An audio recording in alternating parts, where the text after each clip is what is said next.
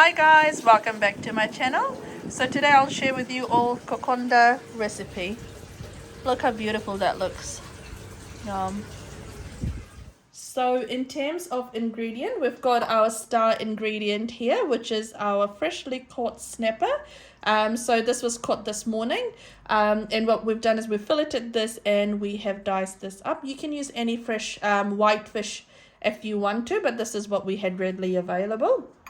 You then need either lemon or vinegar. Lemon's highly recommended. Now lemon's a bit out of season where I am, so what I'm going to be using is I'll be using a bottled lemon.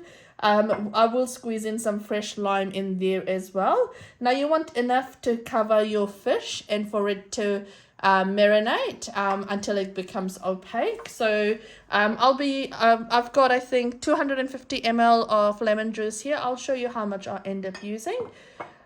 We will then also need some coconut milk. So I'm using Kara coconut milk. I've got 2 cans here. I'll see how much I end up using.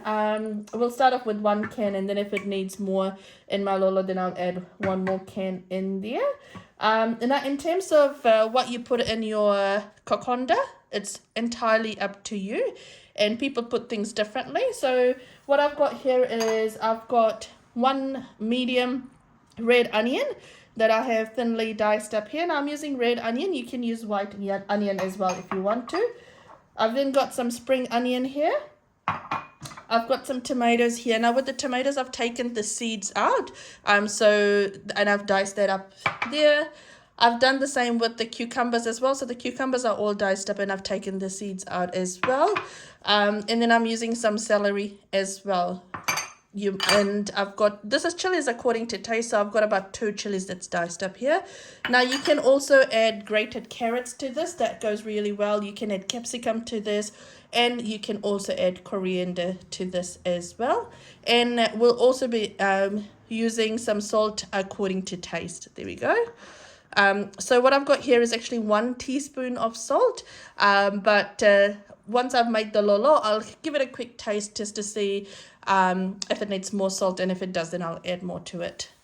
But that's the close-up of all the ingredients there. So what I've got is I've got a dish here that's got a lid, because you want something that's got a lid, or you can put a foil over it. So to that I'll add in my diced fish.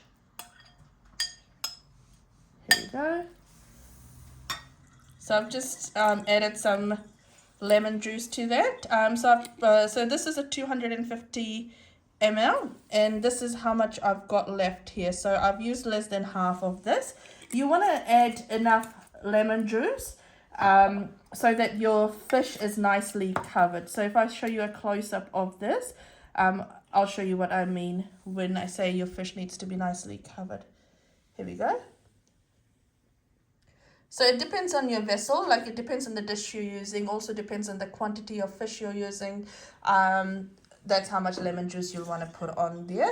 The whole purpose of the lemon juice is to help cook this fish, and we want to put this in the fridge until it turns opaque.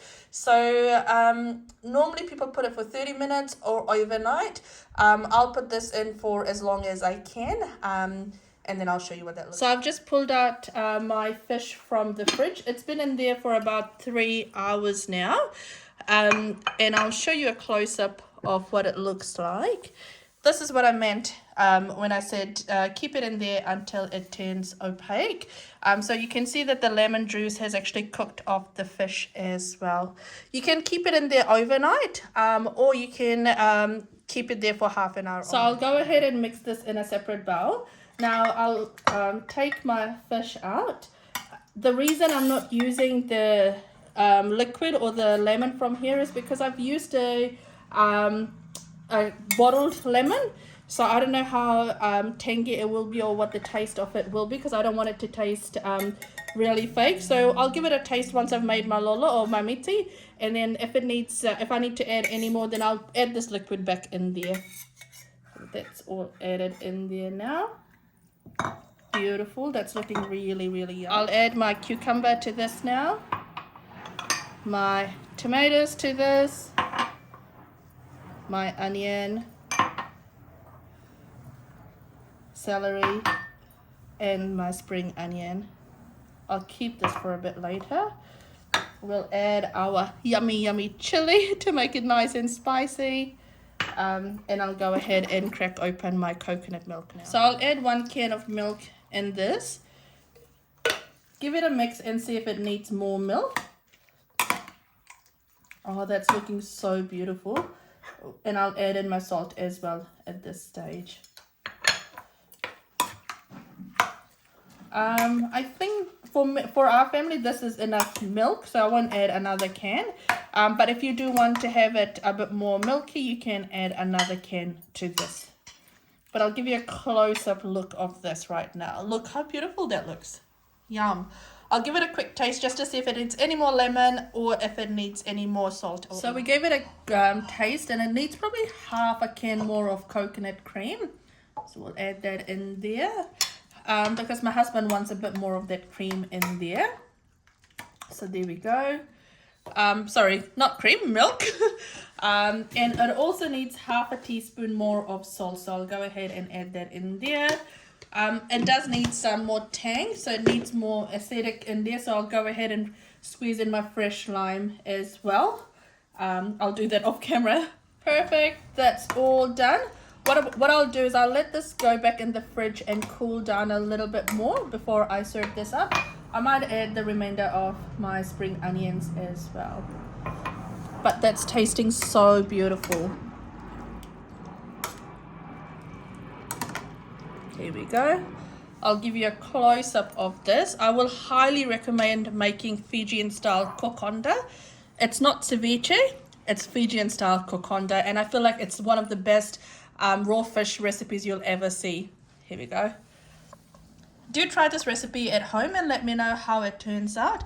And if you don't try any of my other recipes, let me know how that turns out as well. And don't forget to like, share and subscribe, and also let me know what else you want me to post. Take care, guys. Bye.